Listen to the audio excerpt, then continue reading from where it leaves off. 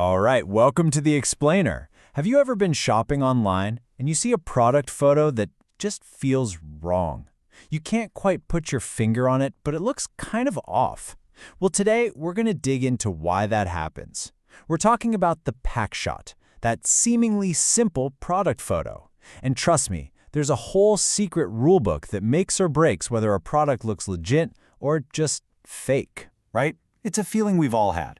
You're scrolling through, say, Amazon, and your brain just hits the brakes on a certain product. It might be something tiny, a little detail that's out of place, but it's enough to make you think, something's not right here.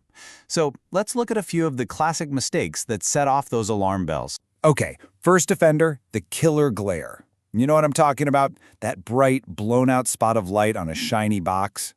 It's not just ugly, it's actually a problem. It can totally obscure the stuff you need to see, like the ingredients or some key feature. It just screams amateur hour and makes you question the whole product. And then there's this one, the weird, distorted funhouse mirror look. The box just looks bent out of shape, totally unnatural. You know why that happens? It's usually because someone got too close with a wide-angle lens, kind of like the one on your phone. It warps the perspective, and our brains are hardwired to spot that. We expect a box to look like a box, and when it doesn't, we instantly get suspicious. Oh, and this one is probably the most annoying for us as shoppers. The color is just plain wrong. You see this awesome, vibrant red sweater online, you click buy, and what shows up is a sad, dull maroon. Ugh. And look, that's not just a little oopsie. For businesses, that kind of thing leads directly to unhappy customers and a mountain of returns. But for the brand itself, this is the absolute worst-case scenario.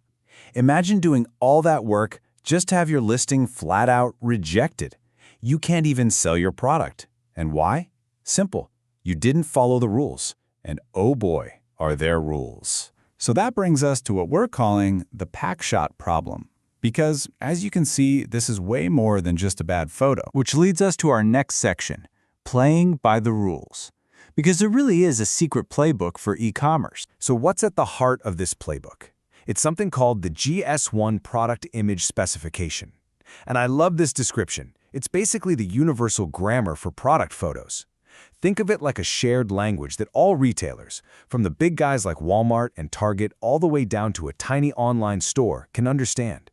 It standardizes everything. We're talking camera angles, how you name the files, all of it, just to ensure consistency everywhere. And this is where it gets really specific. The big marketplaces, they don't mess around. Just look at Amazon's rules here. They require a pure white background, and they mean pure white. The image has to be high res so you can zoom in, but here's the kicker. The main image has to be a real photo. No CGI, no 3D renders allowed for that first shot. And the reason is all about trust. They want to guarantee that what you see is a picture of the actual, physical thing you're going to get in the mail.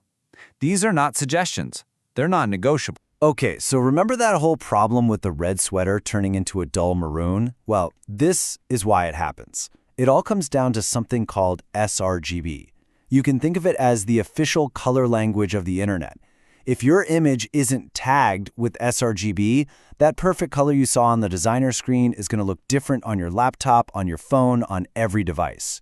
So getting the color right isn't just being artsy, it's about following a super important technical rule. Okay, so now that we know the rules, how do you actually create one of these perfect pack shots? That brings us to our next section, the craft. There are really two main ways to get this done. And here's the big debate. Traditional photography versus 3D renders. Each has its pros and cons. Photography, as we saw, is the king when it comes to compliance. You have to have a photo for that main image on Amazon, period. But 3D rendering offers insane flexibility. I mean, imagine you need to update the label on 50 different flavors of a product. In 3D, that's a relatively simple digital fix and a re-render. With photography, you're looking at 50 individual, time-consuming, and really expensive reshoots. So if you go the photography route, it's a real discipline. It's very hands-on. To kill that nasty glare we talked about, pros use a technique called cross-polarization. It's kind of like giving the camera and the lights matching sets of polarized sunglasses. It just cancels out the reflection. To avoid that weird funhouse distortion, they use specific lenses, usually between 50 and 100 millimeters, that capture the product the way our own eyes see it. And for color, they use something called a color checker, a little card with color swatches, to create a scientific, perfect baseline for color in every single shot. Now, the 3D artist's world is just as disciplined, but it's all happening inside the computer. It's all about digital physics. They use things called PBR shaders, which stands for physically based rendering, to tell the computer exactly how light should bounce off a surface. Is it rough? Is it metallic? Is it transparent? They also use advanced color systems to make sure the virtual lighting behaves just like real-world light. So you see, it's not just about pushing buttons to make something look pretty.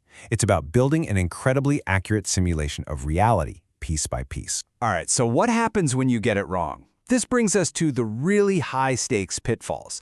We're talking about consequences that go way, way beyond just having a bad photo. Okay, I want you to burn this date into your brain. 2026. That's the year a brand new EU rule about greenwashing really clamps down. From then on, any fuzzy environmental claims on a package, like a random leaf logo that doesn't mean anything, are going to be under a microscope. And guess what they'll be looking at as evidence? You got it, the Packshot. It's going to be Exhibit A. So let's just recap with a quick list of the top 5 red flags, the biggest mistakes you can make. Every single one of these ties back to a rule we've talked about. Number 1, using CGI for your main Amazon image, that breaks their trust policy. Forgetting to embed the sRGB profile, well, now you know your colors will be all over the place. Using images that are too small, under 1600 pixels, means customers can't zoom, and that just feels low quality. And of course, having harsh glare or inconsistent angles across your products, it just looks sloppy.